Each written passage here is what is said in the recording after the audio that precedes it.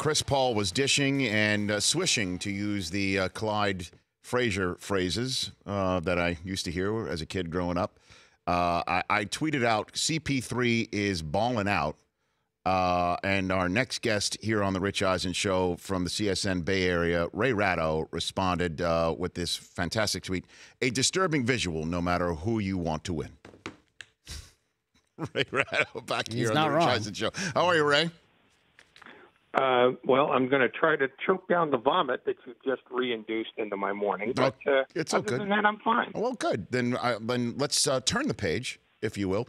How is Warrior Nation handling what occurred last night? Best you can tell, first blush, day after, Ray? First blush, I think they're heading for the rooftops of buildings and thinking about ending it all, because when you're up 12-0, you know that the team can come back. But when you're up 12 in the fourth quarter at home and you've got a team basically ready to roll over, and then to find out not only are they not going to roll over, but they're going to get back in the game in 2 minutes and make your life a living hell, I think this is the first time that Warrior fans have come to grips with the fact that, A, Houston is really, really good. 2, Houston can do things to the Warriors that other teams can't do. And 3, this series is actually in doubt. And I don't think that occurred to them before last night. So what, best you can tell, can the Rockets do to the Warriors that other teams can't, that is repeatable 2 more times over the next 3 games, Ray?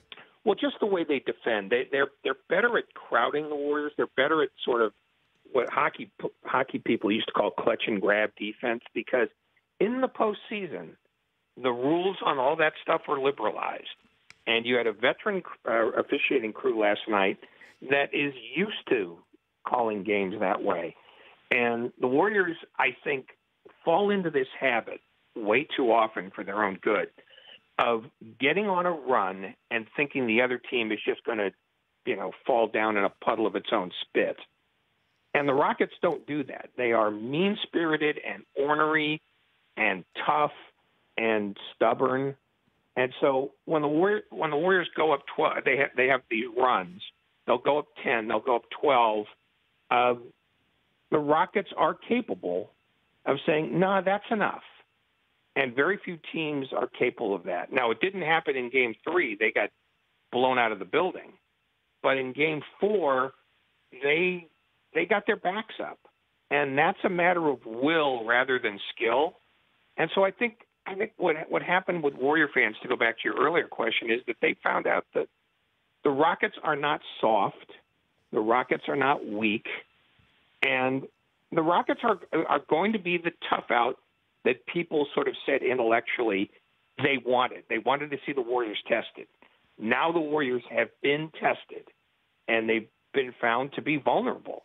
And I think that's a little unsettling for Warrior fans. Is it safe? It's great for us. I hope the series goes 11 games. Well, yeah, I know. Great for us for the conversation, Ray. I mean, is it fair to say that Steve Kerr is getting tested as well? That the second guess of him not calling a timeout, letting the Warriors continue looking for that crucial shot at the end of the game, even though it did appear that they weren't finding it, and Klay Thompson got one off at a very awkward position. Is Steve Kerr being second guessed in that town this morning?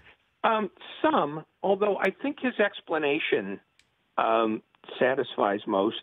He doesn't typically call timeout in those situations because he has faith in his players. Now, where it starts to break down, though, is when the offense starts to break down at about 6 seconds, and Draymond Green wants to call a timeout and is trying to signal for one, but the officials aren't looking at Draymond Green. They're looking at the play. And it's up to either Draymond Green to run up to one of the officials and scream timeout in his face, or for Steve Kerr to sprint down the sideline until he gets to an official and screams time. I mean, you cannot let that part go to chance. The fact that they didn't call timeout right away doesn't bother me, but the fact that once they decided they needed the timeout, that nobody went to the extraordinary length to get it is the thing that they should be unhappy about. Ray Ratto, NBC Sports Bay Area, here on the Rich Eisen Show. How much faith can you put into the argument Well, Andre Iguodala wasn't out there, and the team would be less tired as a whole as they appeared in the fourth quarter. And obviously, he also provides a spark and an offensive and a defensive addition to this team, and that wouldn't have happened had he been in Game 4. Well, it might have happened had he been in Game 4, because as much as he helps them in terms of, taking up minutes that you wouldn't be giving to, say, Quinn Cook or Jordan Bell necessarily, the other assumption is that he would have been able to calm the Warriors down and relocate their equilibrium in the fourth quarter. And that one bothers me because the Warriors are a veteran team. They've been through this 90 times. If they can't figure out how to calm themselves down and get their offense back into sync on their own, then there's something wrong with them.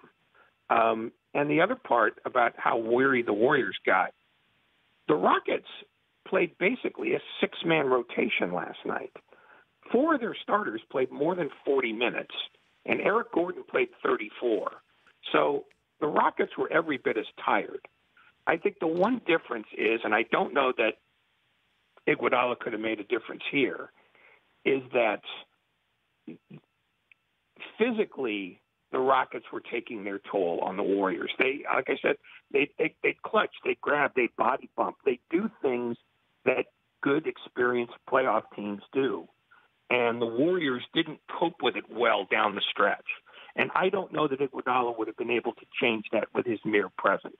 Now, maybe the Warriors are never in a position where, the Rockets can come back. Maybe that 12-point lead, at some point gets to 18 or 20. But that's unknowable. All I know is in crunch time, the Warriors had more than enough veteran leadership to take care of their business, and they didn't. A couple more minutes left with Ray Ratto, NBC Sports Bay Area insider. Do you think Iguodala's back for Game 5? What do you think? I would guess yes, because one, they need him, and two, when he was upgraded from doubtful to questionable, typically that's the Warriors sending a signal that he's going to play. So that when he didn't play, I thought, well, he must be close enough that he'll be available for Game 5. It probably, helps them in a way that he didn't play in Game 4. And I suspect they probably thought they could win without him in Game 4. But now, the margin for error is down to 0. They're going to Houston, which is not an easy place to play. The NBA playoffs this year have been more home team centric than ever before. So that's going to be worth a couple of points to the Rockets. And the Rockets have already established that they're not afraid of the Warrior mystique. A lot of teams still are. But the Rockets showed in the regular season that they're not taking any more guff. So they're ready to go, which means that the Warriors, if Iguodala can go, you have to assume that he can go 25, 27 minutes like he usually does, because they don't really have a choice. If he can't go the way they normally use him, then maybe he's too hurt to play. But I'm going to guess he plays. I guess he's going to play in his regular rotation and his regular minutes. Right. Love the chat. Appreciate the call. And I always enjoy the back and forth on Twitter. Raymond, thank you very much. Okay, I'm going to go take a knee now because apparently I can do that because I'm not an employee of your company. Well, it's interesting. There are new rules. Did you see them? Have you seen them yet? I did see them. Okay. Do you have any first blush thoughts before I introduce them to my listening and viewing audience shortly? Well, on the one hand, the NFL is trying to solve a problem that it really doesn't have, but they've decided they do. And two, I've always thought that patriotism is something that grows in your heart, not on your knee or not standing straight. I think it's one of those things that the NFL tries to get involved with that it's not very good at getting involved with because, they're picking needless fights and they're reminding people of the things they don't do well instead of just putting on football, which is the one thing that they should be really good at all the time. And when they let things from the outside become their focus, they usually don't do them well. Well, I mean, So Jerry I think Jones. this is Jerry Jones wanted to say that he wants that he wants people to think of the NFL about who should be the starting quarterback and what happens in the third quarter, not about the national anthem. You don't think the NFL had a problem with viewership or attendance based on some of the players kneeling during the national anthem or having a demonstration during the national anthem? I think the NFL's attendance problem and attention problem is more significant than that, and it's going to happen at a much slower rate.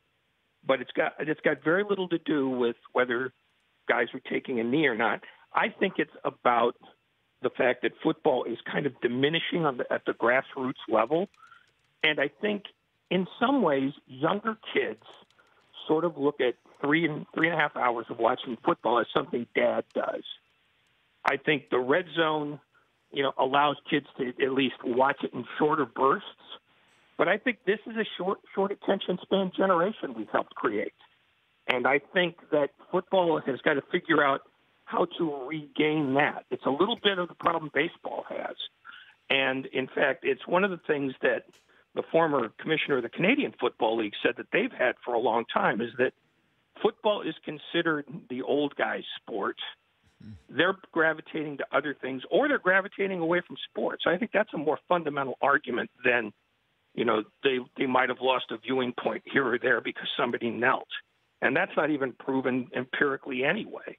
I think the NFL's issues, and again, we're still talking about a multi-billion-dollar industry, are sort of they're long-term, and they're going to continue to grow incrementally until they can address the notion that kids are not into football the way they used to be. Raymond, I think that's the real issue. Raymond, always, like I said, always appreciate the chat. We'll chat down the line.